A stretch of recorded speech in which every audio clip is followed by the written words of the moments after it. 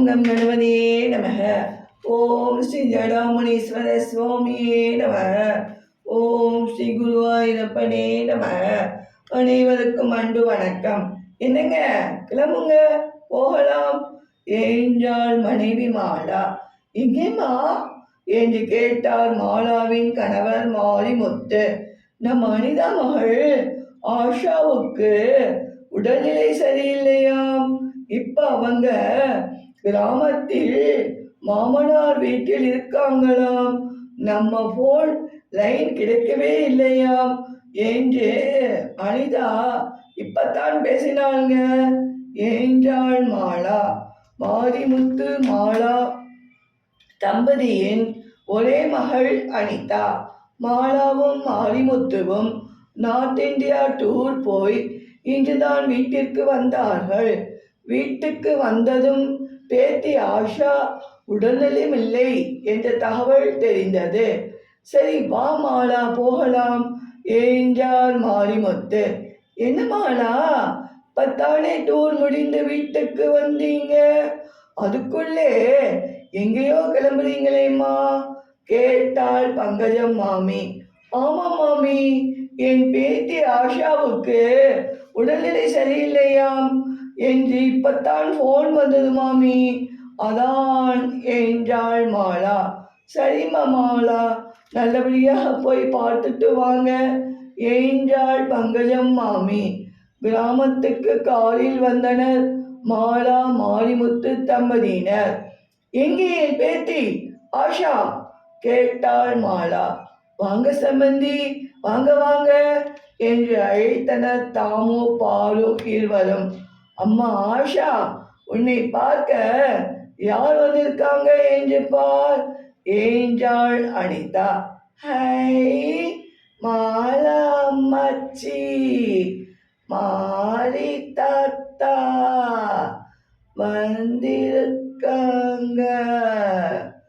என்றாள் ஆஷா. என் செல்லக்குட்டி இப்படி மெதுவா பேசுறா, என்னாச்சு அனிதா கேட்டாள் மாலா. மாலா மாரிமுத்து இருவரும் நடந்ததை சொன்னாள் அனிதா. ஓஹோ, அப்படியா சேதி, இதோ வரேன், என்னங்க வாங்க போகலாம் என்றாள் மாலா. எந்த மாலா, எங்கே போகணும்னு சொல்றே கேட்டாள் மாரி. அதெல்லாம் நான் போற வழியில் சொல்றேங்க, நீங்க வாங்க என்று வெளியே சென்றாள் மாலா. கண்ணா தம்பி வீட்டுக்கு போங்க என்றாள் மாலா. ஏன் என்ன என்று எதுவும் கேட்காதீங்க என்றாள் மாலா. மாலாவின் முகத்தில் கோபம் தெரிந்தது. மாரி ஏதும் பேசாமல் கண்ணா வீட்டு முன் கார் நிறுத்தினார்.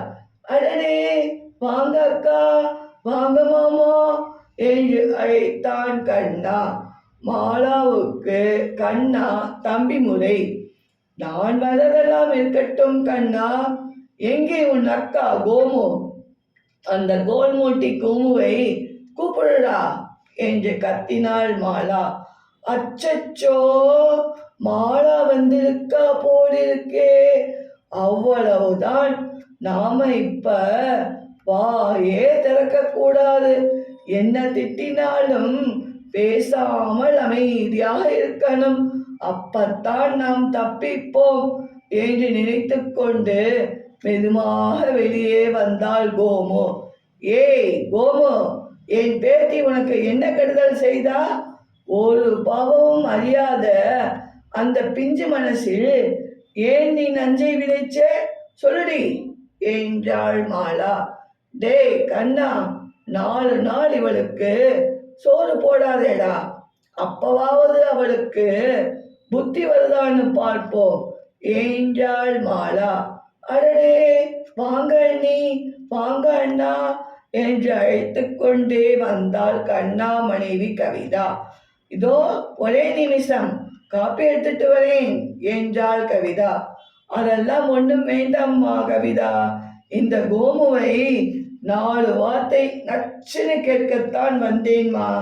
நல்லா துள்ளி குதித்து கொண்டு அங்கும் இங்கும் ஓடி விளையாடிக்கொண்டு இருந்த சின்ன பெண்ணை இப்படி மனசாட்சியே இல்லாம அவள் மனசில் இல்லாததையும் பொல்லாததையும் சொல்லி எங்க ஆஷாவை நடக்க விடாம செய்துட்டாமா இந்த கோமு. இது இப்படியே விடக்கூடாது. இனிமே யார் வாழ்க்கையிலும் இந்த கோமு இந்த மாதிரி செய்யக்கூடாது என்பதற்காகத்தான் கவிதா நாங்கள் வந்தோம். எங்க சம்பந்தி கிராமம் பக்கம்தானே உங்க வீடு இருக்கு, அதான் நேரில் பார்த்து கேட்கலாம் என்று வந்தேன் கவிதா. சரி, அப்ப நாங்க வர்றோம் கண்ணா, வர்றோம் கவிதா என்றனர் மாலா மாரிமுத்து இருவரும். அப்பாடா, கிரேட் எஸ்கேப் என்று மனதில் சொல்லிக்கொண்டாள் கோமு. ஏன் அக்கா, உனக்கு இந்த வேண்டாத வேலையெல்லாம் சும்மாவே இருக்க மாட்டியாக்கா நீ? கோபப்பட்டான் கண்ணா. பாவம் அந்த ஆஷா, இனிமே அப்படி செய்யாதீங்க கோமுக்கா என்றாள் கவிதா. வாங்கம்மா, வாங்கப்பா, நான் கூப்பிட கூப்பிட நீங்க பாட்டுக்கு போயிட்டீங்களேம்மா என்றாள் அனிதா. என்ன சொன்னா அந்த கோமு கேட்டாள் அருண். வாயே திறக்கலை மாப்பிள்ளை என்றாள் மாலா. இனிமே யாரையும் இப்படி செய்யாதேன்னு நான் அவளை வான் செய்துட்டு தான் வந்திருக்கேன் மாப்பிள்ளை என்றாள் மாலா. இது போன்ற வீடியோ காண சப்ஸ்கிரைப் செய்து கொண்டு தொடர்ந்து கண்டுகளியுங்கள். நன்றி.